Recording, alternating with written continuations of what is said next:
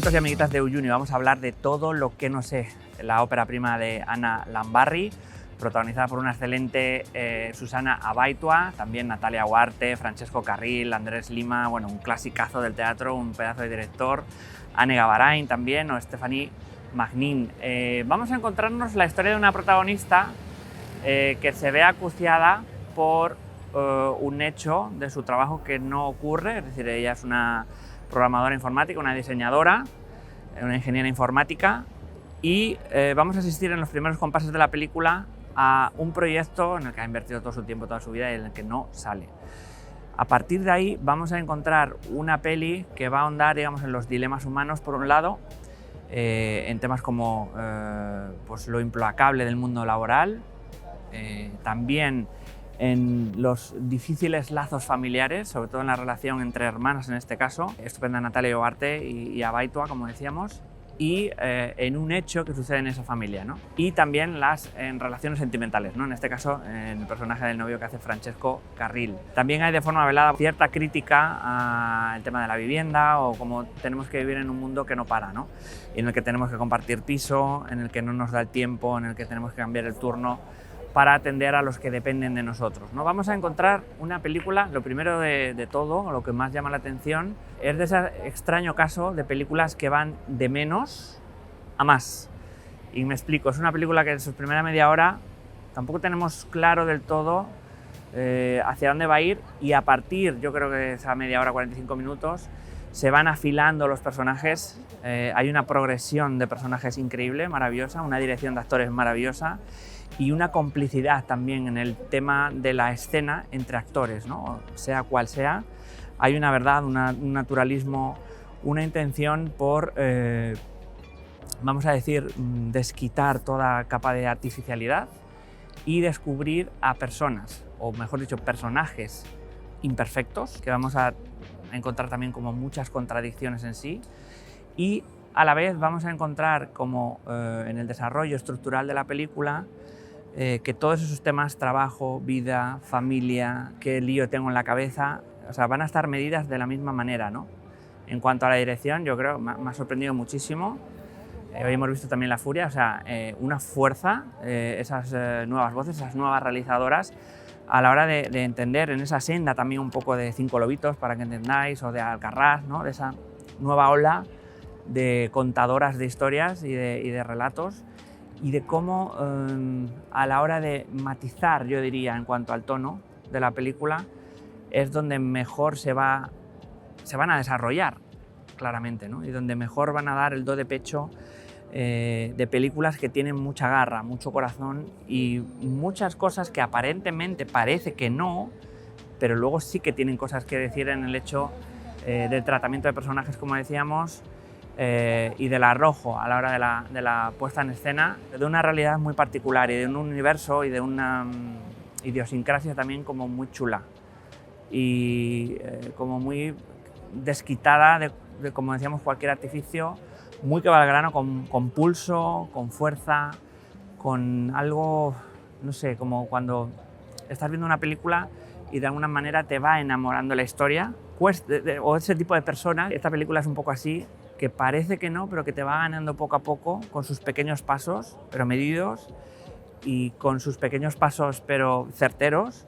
Yo creo que es una película muy certera sobre la condición humana también, y sobre lo perdidos que estamos en lo actual, sobre la presión a la que se ve sometido el individuo en el tiempo moderno, y sobre lo que decían también en la rueda de prensa, esa mala costumbre de decir a los demás lo que tienen que hacer, de juzgarles, de hablar por ellos, ¿no? En este caso, como súper focalizado en el personaje de la hermana, que tienen dos escenones en la película de aupa. O sea, hay dos escenas entre Natalia Huarte y Susana Abaitua, de una calidad, por un lado, de una potencia en pantalla, de una verdad esclarecedora, ¿no? De lo que es también la condición humana en la época moderna, ¿no?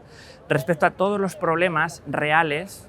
Y esto voy a recalcarlo porque en muchas películas suceden problemáticas o dramaturgias en la que tú, como espectador, te da la sensación de que realmente no es un gran problema. Y aquí sí hay un gran problema, más allá de que lo sea, cómo está dispuesto en pantalla te hace meterte de lleno con eso y te hace creer en ese problema. Y aparte que son problemas reales, ¿no? Cuando hay una enfermedad, cuando no sabes tu futuro laboral, cuando tienes un proyecto de vida que no se ve plasmado, ¿no? Tiene mucho que ver el personaje de Abaitua con cualquier creador, ¿no? Que persigue y persigue y persigue su sueño de hacer las cosas de una manera y un proyecto de una manera para que llegue a los demás y para que ayude a los demás también. Tiene mucho que ver con, por un lado, la obsesión, por otro lado, conceptos como la frustración o la rabia también, y lo vamos a ver en esos primeros compases de la película, y por otro lado, un concepto que me ha gustado mucho a la hora de pensar la película, que es el del egoísmo, ¿no? De cómo los demás nos describen o nos dicen todo lo egoístas que somos, pero que tan pocos o en qué medida los demás no ven lo que nos pasa por dentro, ¿no? El espacio que necesitamos, las necesidades afectivas que necesitamos, el hecho de que, más allá de que nos entiendan, nos escuchen, ¿no? Es un personaje que siempre está escuchando reproches por diferentes frentes, pero a los que de alguna manera, y aunque pueda parecer, y lo es por momentos caprichoso, a ese personaje no se paran con él. Y todo parece venir dado de una manera como que le van a dar hasta en el carnet de identidad por varios frentes, ¿no? Y eso hace que el conflicto sea real y que, como digo, la problemática o los problemas que salen, los conflictos que salen en la película se noten, se sientan muy reales, dolorosos, asfixiantes.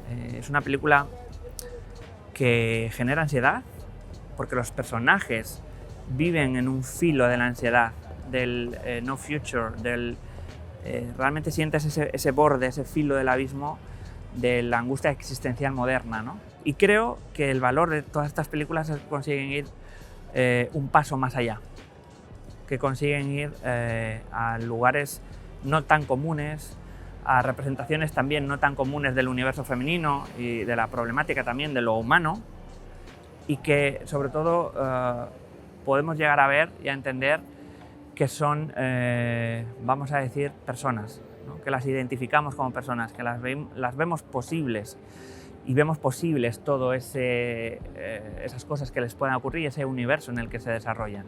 Y yo creo que parece obvio esto en una peli y que cada vez hay menos, ¿no? Cada vez hay más saltos inverosímiles, más cosas extrañas, más desenganches, ¿no? En cuanto a nuestro rol como espectadores respecto a la historia que nos están contando, y tener la suerte de este tipo de películas nos hace volver, ¿no? A esa mezcla entre satisfacción e ilusión por las películas, y sobre todo en una constatación de tanta gente que dice el cine español es una mierda, no sé qué.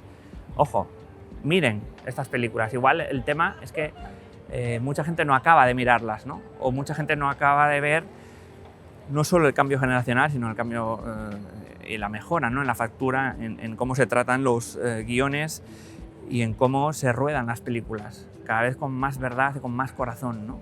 Que es algo que de alguna manera se nos había olvidado últimamente. Y esta película contiene todo eso, ¿no? En pequeñas, además, dosis, piezas que se van encajando y forman, yo creo, un puzzle bastante considerable y bastante importante, y con un concepto que a mí me gusta mucho, que es la envergadura, ¿no? Películas que tienen envergadura, que tienen algo más allá y que se convierte, digamos, en un diálogo, vamos a decir, casi íntimo y de forma constante y de forma cómplice con el espectador. Y yo creo que faltan ese tipo de películas en lo actual, ¿no? También lo bueno de todo esto es que se puedan dar dentro del marco de el cine de autor o de autora, ¿no? Más o menos, sin ser tampoco eminentemente como súper eso.